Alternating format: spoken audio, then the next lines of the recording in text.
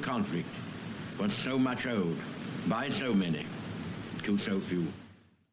Group Captain retired John Paddy Hemingway, the last known Battle for France and Battle of Britain pilot, celebrated his 103rd birthday in May of this year. In Casement Aerodrome this Friday, John was reunited with a Hurricane aircraft, the same type he flew in World War II. On its arrival, the Hurricane stopped and powered up its engine again so the wartime pilot could see, hear and smell what he called his office throughout World War II.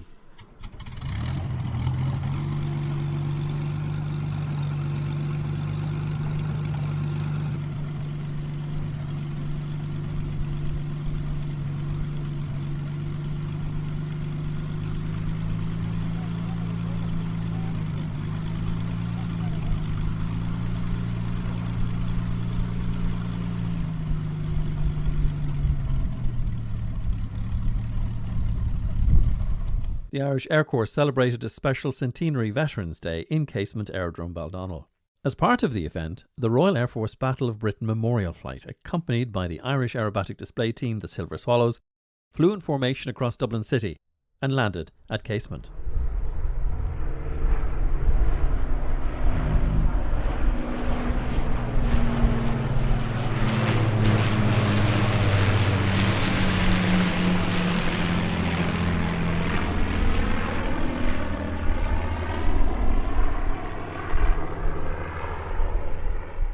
As we've mentioned, the guest for the event is a proud Irishman, Group Captain retired John Paddy Hemingway, DFC, a Battle of Britain pilot who flew with distinction during World War II. Paddy joined the RAF on a short service commission on the 7th of March 1938, gaining the rank of pilot officer a year later.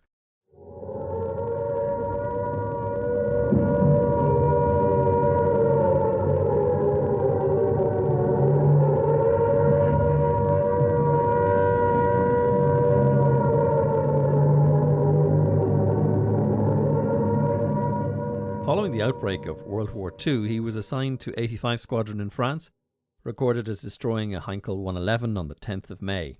The following day, he destroyed a Dornier 17, a twin-engined light bomber, and was forced to make a landing near Maastricht after his plane was damaged. During the Battle of Dunkirk, he flew supporting missions over the English Channel. Paddy initially served in England with 253 Squadron before returning to 85 Squadron on the 15th of June that year, and on the 1st of July 1941 he was awarded the Distinguished Flying Cross. He was shot down again over Eastchurch on the 26th of August, making him 85 Squadron's first official combat victim over Britain. General Officer commanding the Irish Air Corps, Brigadier General Rory O'Connor, told me more. Yeah, truly iconic day for us, I suppose. We knew it would be sort of a busy day, being our Veterans Day, part of our centenary celebrations. We knew the Battle of Britain Memorial Flight was coming in. The RAF were supporting us for the weekend. And then, of course, Group Captain Hemingway coming in as well. But when you put them all together, it was a truly spectacular day today. Really hard to capture the impact that man had on the gathered group here. He absolutely mesmerised people. He did, yes. He was engaging. His son had his logbook here, going back from the Battle of Britain and that as well. And he got fantastic reception here as he was brought out. And you could see it was an emotional day, I think, for a lot of people here, just to see 80 aircraft, such iconic aircraft, Lancaster Hurricane coming in.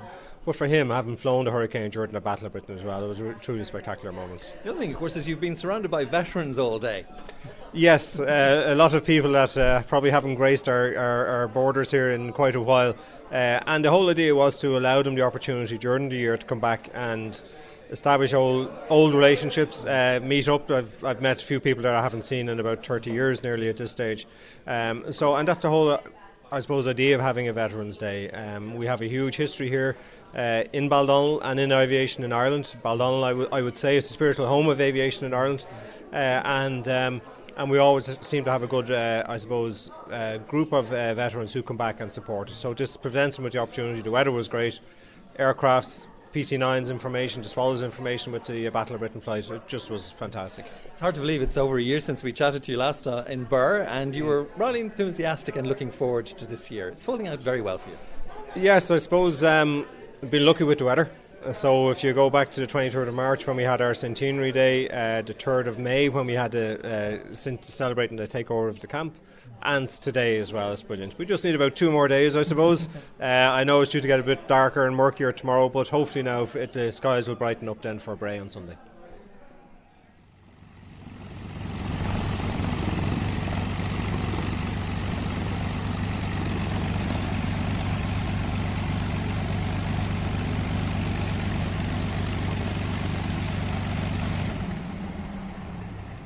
Well, as the crew from the Battle of Britain Memorial Flight left their Lancaster, I got a chance to talk with the crew and officer commanding the BBFM, Squadron Leader Mark Sugden. Welcome to Ireland. Well, thank you for having us, and thank you for ordering the weather. It's done on purpose, especially. The purpose of your visit, of course, this weekend is marking 100 years of the Irish Air Corps and an air show on Sunday. It is, and so many firsts, I think. So we were talking earlier, we've been here, we said, I don't know whether we've ever flown in formation with the Silver Swallows before to fly over the Liffey in Dublin. A lot of firsts, and for me to meet a Battle of Britain veteran, it's been a super special day to be here. It's, like I say, humbling to meet the people that we commemorate, the veterans, and to be here to be part of the centenary celebrations as well. It's incredible for us. And you brought 2 superb aircraft. We have. So we've bought a Hurricane, which certainly for Paddy, that was, I think, somebody told me maybe 50 years since he's last seen a Hurricane. And she's the last Hurricane ever made, so the last of the many, very, very special. And the jewel in our crown, the Avro Lancaster, so only one of 2 flying in the world, and incredible to bring her here to show to you all. You mentioned Paddy, a fantastic story. Absolutely incredible, and I think the stories that that he can tell, it's an inspiration to all of us today. It's just as relevant now as it was some 80 years ago plus. An incredible honour to meet heroes like Paddy, and to be the last known surviving Battle of Britain veteran. It's one of those things that I don't think I'll ever forget. Well, I won't forget. Introduce me to some of the gang here. Are any of them non-talkers? No, we're all talkers. Oh, yeah, so I hope you brought your pyjamas, because once you get us going, we'll not stop. So we've got Seb Davey, who is by day he's a A400 pilot. He's the most experienced bomber pilot we have, and he's my bomber leader. So a very experienced Lancaster pilot and an instructor.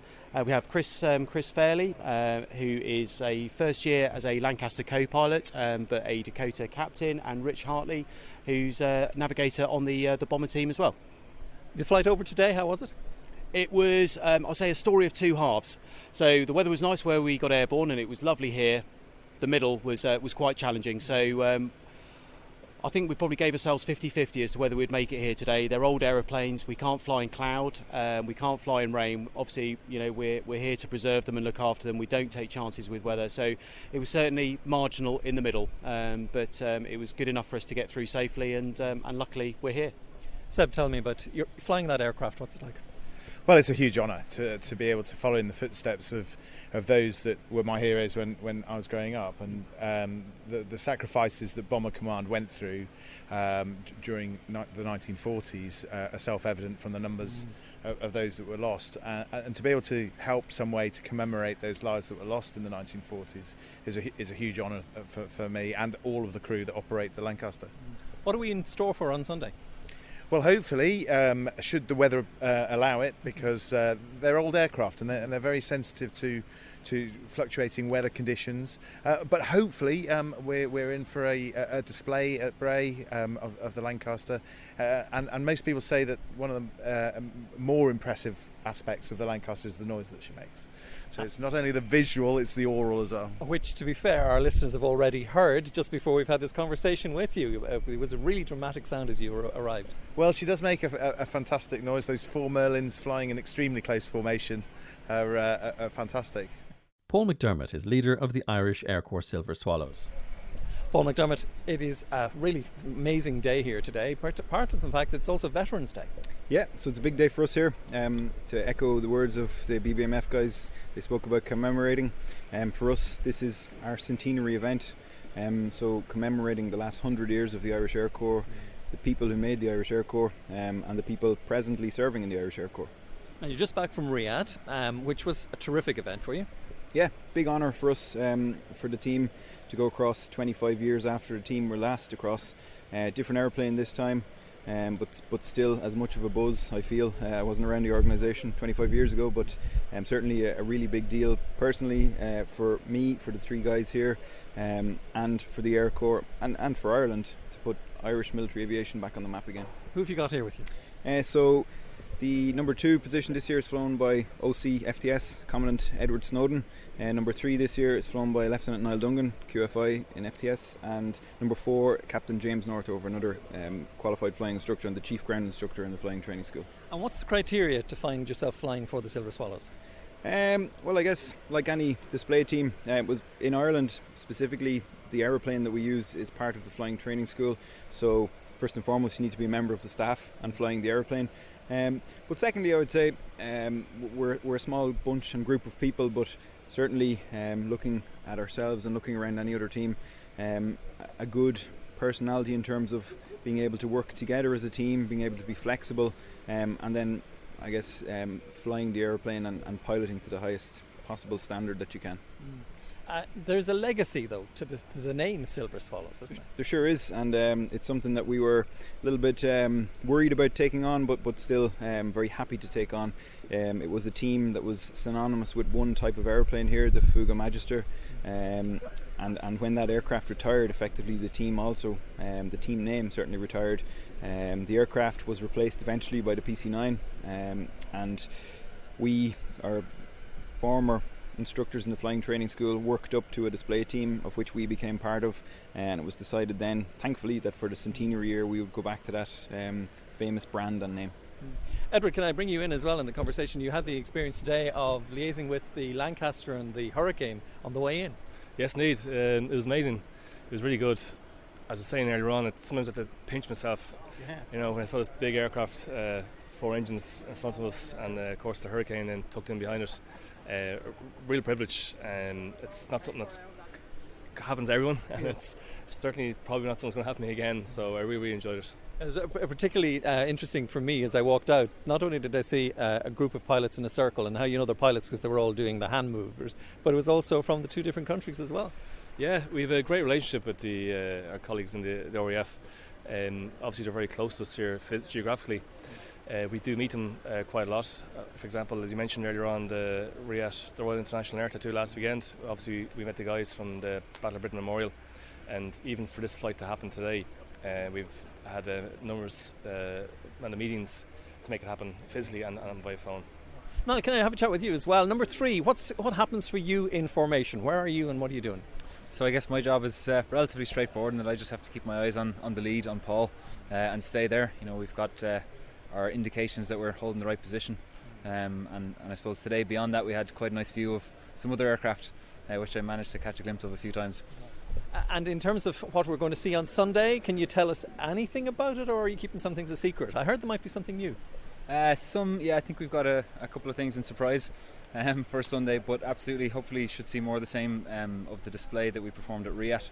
So close formation aerobatics, formation opposition passes, rejoins, and smoke. And smoke, yes. Yeah, exactly. And from a point of view of people who are on the ground, James, position 4, 3, 2 and 1, how does that actually work? How do we recognise you guys from the ground?